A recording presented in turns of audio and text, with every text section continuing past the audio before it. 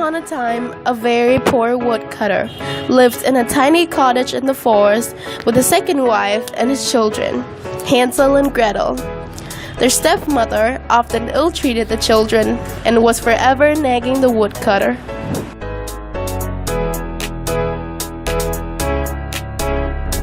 One night, the cruel wife kept on trying to persuade her husband to abandon his children in the forest. There is not enough food in the house for us all. There are too many mouths to feed. We must get rid of these two brats, she declared. If we continue to live together, we will all starve. This way, at least, we can take care of ourselves. Take their mice from home so far that they can never find their way back. The downcast woodcutter didn't know what to do. However, Hansel had overheard his parents' conversation. Gretel really scared, so he comforted her. Don't worry, if they leave us the forest, we will find a way home, he said. Then Hansel slipped out of the house. He filled his pockets with little white pebbles, then went back to bed.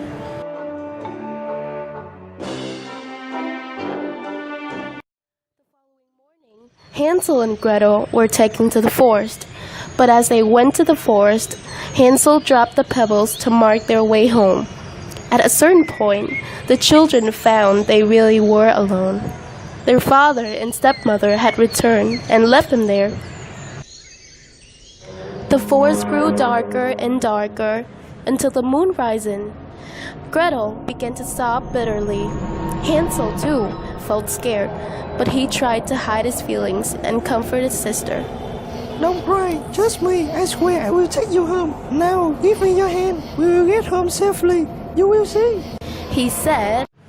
As soon as the moon rose, the pebbles began to glow and sparkle, and the children found their way home. When they reached home, their stepmother was stunned to see them. How did you manage to find the way back? Tomorrow, I will take them so deep that they will never get out, the stepmother angrily thought.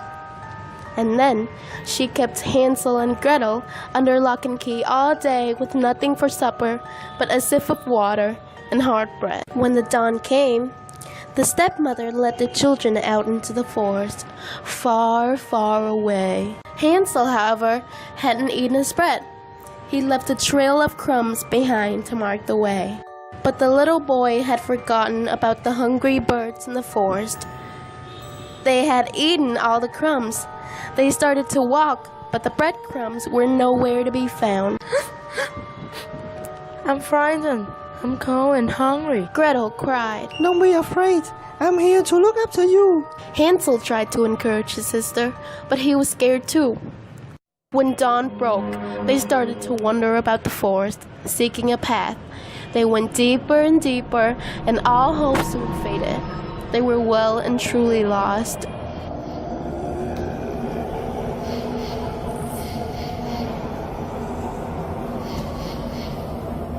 On they walked and walked, till suddenly they came upon a strange cottage in the middle of a clear. This is Lollipop! Hansel yelled happily. When they came closer for a better look, they were amazed that the house was made of tasty treats. Oh my god, it's chocolate! It's delicious! Said Gretel with her mouth full. She had never tasted anything so nice. Suddenly, an old woman appeared, Well. peering out a crafty look. Oh my, you must be lost in the woods. Help yourself to whatever you want, and then take a nap. Hansel and Gretel had much as they wanted. The old woman offered them a lot of delicious food. They ate and ate until they were stuffed. In fact, the old woman is an evil witch. She locked Hansel in a cage and forced Gretel to do all the chores. You are nothing but skin and bones. Every day, the witch gave Hansel lots of tasty food.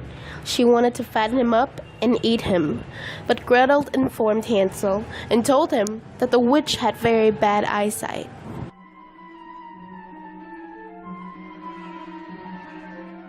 Let me feel your fingers. said the witch to Hansel every day to check if he was getting any fatter.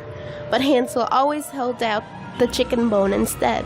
You still too thin. She complained. I have to feed you more.